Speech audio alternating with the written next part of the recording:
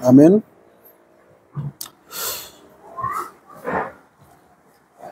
Yunus 4 ayat 1 hingga 11 dengan perikop Yunus belajar menginsyafi bahwa Allah mengasihi bangsa-bangsa lain. Tetapi hal itu sangat disesalkan hati Yunus, lalu ia marah dan berdoa kepada Tuhan, katanya, "Ya Tuhan, bukankah telah kulakukan itu ketika aku masih di negeriku? Itulah sebabnya maka aku dahulu melarikan diri ke Tarsis, sebab aku tahu bahwa Engkau Allah yang pengasih dan penyayang, yang panjang sabar dan berlimpah kasih setia, serta yang menyesal karena malapetaka yang hendak didatangkannya. Jadi sekarang ya Tuhan, cabutlah kiranya nyawaku, karena lebih baik aku mati daripada hidup." Tetapi firman Tuhan, "Layakkah engkau marah?" Yunus telah keluar meninggalkan kota itu dan tinggal di sebelah timurnya. Ia mendirikan di situ sebuah pondok dan ia duduk di bawahnya.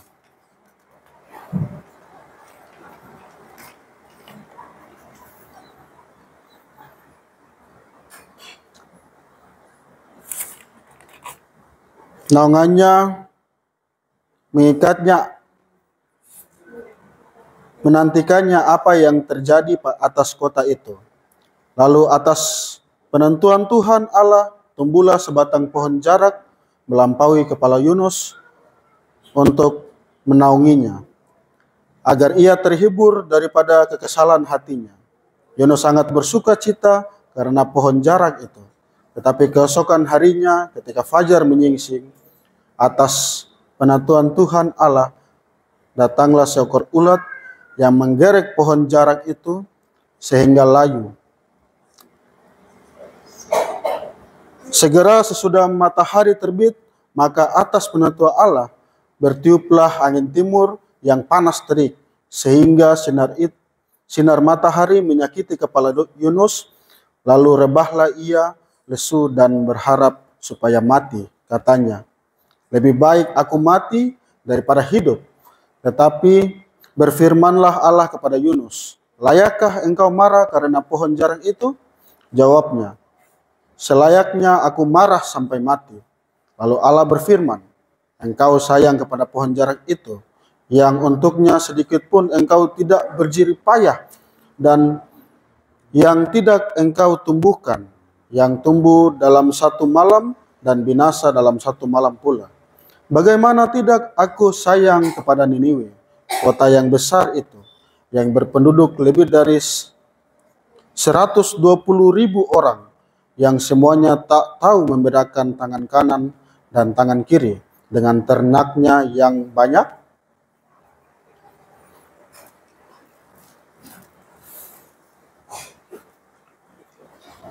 Demikian jauh pembacaan kita. Syukur kepada Allah.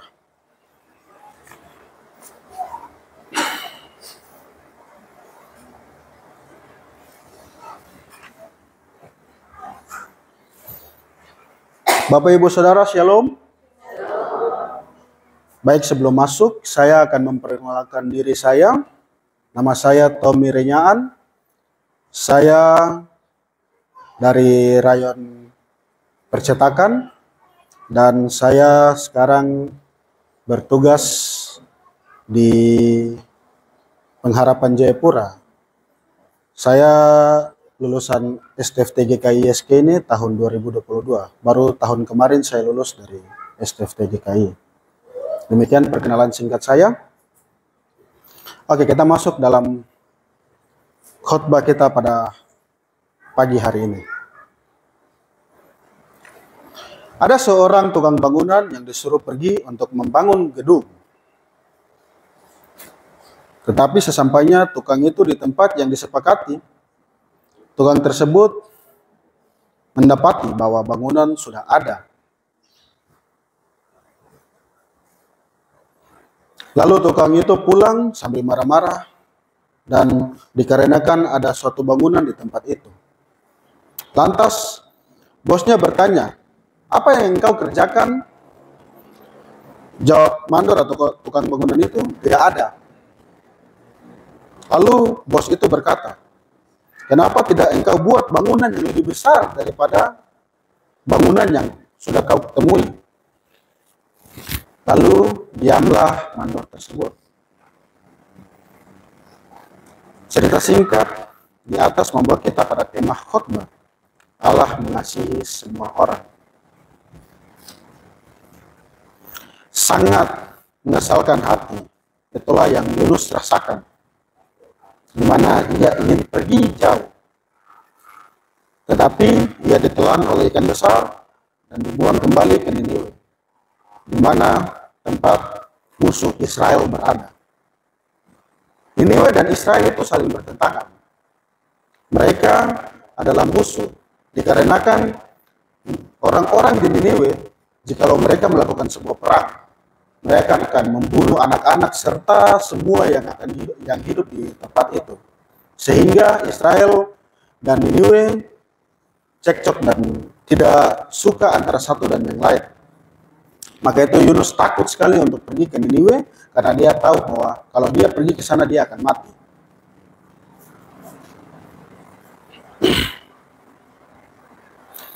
Kemarahannya berdasar karena dalam perjalanannya dia menepati banyak cobaan.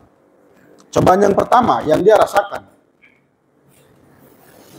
adalah cobaan yang harus dibuang di atas kapal. Jika kita lihat kembali ke dalam kita punya bacaan sebelum-sebelumnya, Yunus dibuang dari atas kapal. Setelah itu Yunus terombang-ambing, lalu Yunus ditelan oleh ikan. Dan setelah dia ditelan oleh ikan 3 hari 3 malam lamanya tanpa makan dan minum, cobaan-cobaan ini membuat ia kesal dan marah. Inilah sifat kita manusia. Dapat sentil sedikit saja langsung, emosinya langsung meledak-meledak. Dikasih cobaan sedikit saja langsung marah-marah. Dikasih harapan-harapan kecil-kecil sedikit-sedikit, senang, terus habis itu langsung kalau diambil marah-marah. Itulah kita punya sifat manusia yang tidak bisa kita bilang itu bukan saya. Tidak. Setiap manusia pasti mempunyai hal itu. Kita kalau macam dikasih sesuatu yang berharga, itu kita senangnya melambung tinggi sampai ke atas awan. Tetapi di saat kita sudah susah, itu jatuhnya sampai ke dasar jurang yang terdalam. Di saat kita susah, kita lebih banyak berdoa dan meminta ampun dan meminta segala sesuatu itu terjadi. Apakah itu baik? Tentu tidak. Untuk itu Bapak Ibu Saudara, ayat ini mengingatkan kita kembali tentang pentingnya relasi. Kita ingin terus-menerus membangun relasi, karena manusia itu pelupa dan mudah hilaf. Jikalau kita tidak mempunyai relasi antara kita dan sesama kita atau kita dan Tuhan, maka kehidupan kita kadang kita berjalan tanpa arah. Kita berjalan ke kiri dan ke kanan, kita tidak bisa berjalan lurus ke depan.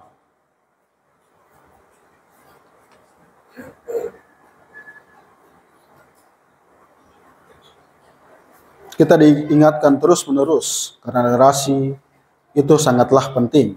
Saya mau katakan bahwa jangan pernah bosan Bapak Ibu Saudara. Kita tidak boleh bosan. Kita harus mendengar terus dan membangun relasi-relasi yang baik antara kita dan Tuhan. Hati-hati bila kita sudah jauh dari Tuhan karena relasi yang sudah terputus, maka segala hal buruk bisa terjadi. Yunus meminta agar dirinya mati saja karena ia menyelesaikan pekerjaannya dan dia sudah tidak ingin hidup lagi. Ini pekerjaan yang dia lakukan ini setengah hati. Yunus itu dia pergi jalan sampai ke Tarsis. Tapi dalam perjalanannya itu dia tidak mau menjalankan tugas dan tanggung jawab yang sudah diberikan Tuhan. Dia ingin melarikan diri, tapi Tuhan berkata lain. Tidak, kau harus kembali. Kau kembali dulu, kau punya masalah yang belum kau selesaikan. Kau harus kembali. Satu lagi kelakuan manusia yang tidak bisa lagi untuk, kalau sudah melakukan sesuatu terus habis itu sudah tidak ada jalan keluar, dia punya kelakuan yang keluar dan muncul itu adalah merajuk. Merajunya itu apa? Tuhan, saya sudah lakukan, saya punya pekerjaan. Jadi kalau bisa ambil sudah. Ambil saya hidup ini sudah. Saya mau mati saja. Maraju. Bapak Ibu ya saudara yang dikasihi Kristus, pada bagian Alkitab ini Allah menyajikan tanggung jawab kepada Yunus dalam bentuk yang drastis dalam perumpamaan hidup tentang pohon jarak. Ia merasa ditenangkan oleh tenangnya pohon jarak yang diberikan Sombar kepadanya. Setelah mengemban tugas memberitakan hukum dan ketidakadilan pada Niniwe, dalam kemurungannya, Yunus merasa sangat senang akibat adanya pohon jarak tersebut yang membuat Sombar baginya. Ia merasa terhibur dan bersukacita olehnya sampai ia tertidur sampai siang. Dalam tidurnya, Allah menghendaki pohon tersebut digerogoti oleh ulat dan angin panas, sehingga layulah pohon tersebut. Layu pohon tersebut dalam satu malam menggambarkan Tuhan Allah sama seperti Yunus yang bersemangat sebentar untuk pekerjaan pelayanan, yang karena perbuatan Allah jauh setelah ia memohon ampun dan belas kasih ingin lari dari tanggung jawabnya. Dia menyelesaikan dia punya pekerjaan, lalu yang hadir bilang dia meraju karena dia sudah ketakutan di awal. Ketakutannya itu dia gambarkan seperti dia ingin mau mati. Dia ingin mencabut saja, Tuhan, saya tidak mau lagi untuk bekerja lagi karena ini dia pergi ke kandang musuh. Siapa yang tidak takut kalau mau pergi ke kandang musuh baru habis itu dikasih hidup saja begitu. Dia sudah kecewa dengan dia punya hidup, tetapi Tuhan masih mau kasih hidup untuk dia. Lalu marahlah Yunus karena Tuhan Allah mengambil kesenangannya, yaitu kesenangan-kesenangan yang sudah dia dapati dari pohon-pohon jarak yang sudah Tuhan kasih kepadanya. Ini sifat kita manusia. Kalau memang kita sudah diberikan yang baik tadi, seperti yang saya bilang di awal, mereka merasa kalau sudah diambil semua itu, Tuhan Allah sudah tidak mau mendengarkan mereka. Tetapi Bapak Ibu Saudara, ini pekerjaan yang salah. Kita tidak boleh mau menghakimi Tuhan kalau kita sudah menyelesaikan pekerjaan yang baik, tetapi kau memarah lagi kembali kepada Tuhan. Ini sama dengan kita, sifat Yunus ini sama dengan kita. Sekarang giliran kita sakit, baru kita mau bertobat dan lain-lain. Kita mau dengar kalau dulu istri tegur kita, suami tegur kita, tidak boleh begini, baru kita sadar. Dulu kalau saya tidak hambur-hambur uang atau apapun itu, mungkin saya masih punya uang untuk sekarang saya pegang. Mungkin kalau saya tidak bicara keburukan orang lain, saat ini orang-orang tidak mungkin menjauhi saya. Itulah yang kita rasakan kalau memang kita membuat hal-hal yang tidak baik. Dan kalau hidup kita selalu kita rasakan seperti kita keluar dari jalan Tuhan, terus kita melihat kita punya hidup sudah tidak berguna karena kita jauh, susah. kita rasa kita hidup ini sudah tidak benar, lalu kita memandang orang-orang yang baik, orang-orang yang berperilaku khusus, kayak macam majelis dan lain-lain, kita merasa bahwa kita punya diri ini tidak dikasihi Tuhan. Kita merasa minder. Kita merasa kita tidak dipakai lagi oleh Tuhan. Tetapi pemikiran-pemikiran itu semua salah. Kita tidak boleh menetapkan kita punya diri seperti itu. Bahwa kalau memang kita sudah rusak, terus habis itu mau diperbaiki, kita tidak mau. Kita harus keluar dari kita punya zona nyaman. Keluar daripada kita punya kebiasaan-kebiasaan. Keluar daripada kita punya lingkaran yang selalu membuat kita hidup dalam dosa. Keluar daripada kita punya kebiasaan-kebiasaan yang duduk-duduk di jalan, bicara orang sembarang-sembarang, duduk. Kalau memang sudah tidak mau untuk diatur, lebih baik serahkan hidup baik-baik untuk Tuhan atur. Atau kalian mau bikin seperti apa yang Tuhan mau. Supaya hidupmu itu bisa berguna bagi banyak orang. Jangan kau hidup seperti orang yang tidak punya masa depan, atau seperti orang yang tidak mau dibangun,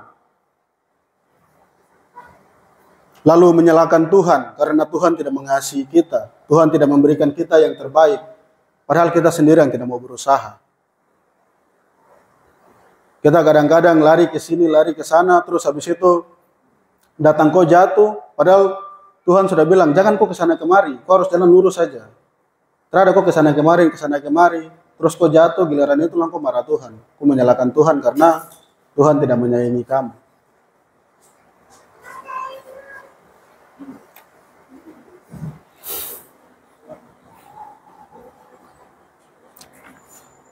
Ini ungkapan yang salah sekali untuk kita. Jadi kita belajar bahwa dalam ayatnya yang ke-11 yang berkata, orang Niniwe tak tahu membedakan tangan kanan dan tangan kiri. Artinya, mereka tak tahu apapun yang harus mereka contoh. Untuk itu datanglah Yunus untuk mencontohkan yang baik. Yang harus kau lakukan, kau harus bertobat. Kau harus keluar daripada kau punya kelakuan-kelakuan kenajisan dan lain-lain. Kalau ada orang yang datang untuk menegur, apakah kita mau mendengar atau tidak? Sifat manusia itu memang tidak mau untuk ditegur. Tetapi kalau mau ditegur untuk yang baik, Tuhan Allah akan bekerja untuk kalian. Kalau kita keluar terus dari kita kita menetap terus di kita punya zona nyaman, yang itu keluar daripada hukum Tuhan, kita tidak akan selamat. Bukan berarti kalau macam misalnya kita kayak begitu terus habis itu Tuhan tidak sayang kita. Tidak, itu salah sekali. Tuhan hanya mau lihat kamu punya perbuatan. Apakah kamu punya perbuatan itu sudah bisa untuk mau mengubah kalian punya diri. Mulai dari kamu punya diri sendiri, baru habis itu keluar ke tidak. Mulai dari kamu punya diri untuk mau dibaharui atau tidak. Saya percaya orang-orang yang ada di sini, yang mengikuti ibadah ini, semua mau untuk hidupnya dibaharui. Tetapi kalau macam misalnya kita mau untuk hidup kita dibaharui, kita jangan keluar baru habis itu lihat orang-orang yang kayak begitu, baru kita tidak tegur. Itu salah. Bukan berarti karena kita datang tiap hari beribadah, hari Minggu, habis itu Tuhan melihat bahwa kita nih orang-orang yang disayang oleh Tuhan saja, lalu orang-orang itu tidak. Lalu siapa yang mau menegur mereka?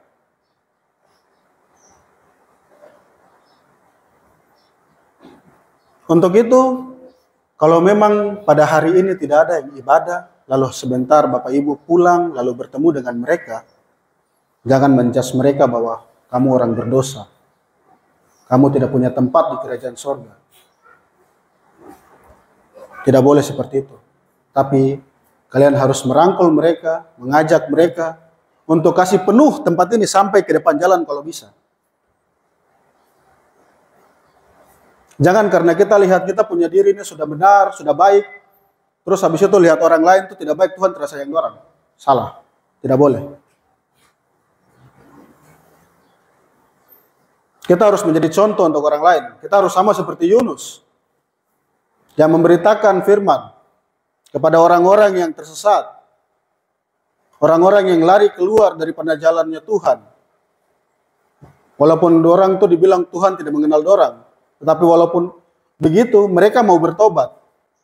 Apa yang dia terima dari yang pertobatan itu?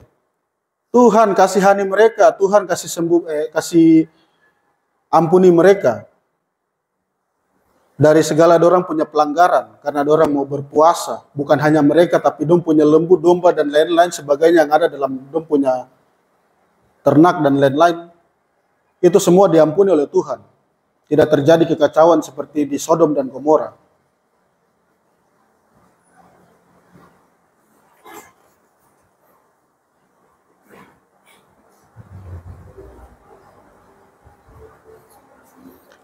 Allah bukan Allah yang jahat, yang hanya mengasihi bangsa pilihannya. Tetapi Allah mengasihi kita semua, mengasihi saya dan Bapak Ibu Saudara. Bukan hanya mengasihi majelis jemaat, tetapi tidak mengasihi jemaatnya. Mengasihi orang yang hidup di luar dari Tuhan. Mengasihi semua orang. Bukan hanya orang Kristen, tetapi semua orang yang ada dalam bumi.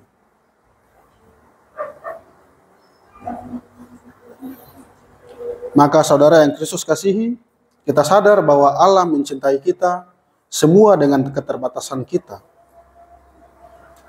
Datanglah kepadanya, berdoa, minta, maka akan didapati kepadamu dalam iman dan kesetiaan. Maka itu, semakin lurus niatmu, semakin banyak cobaan. Semakin berharap pada Allah, maka jalanmu akan selamat. Tuhan memberkati kita dengan firman-Nya. Amin.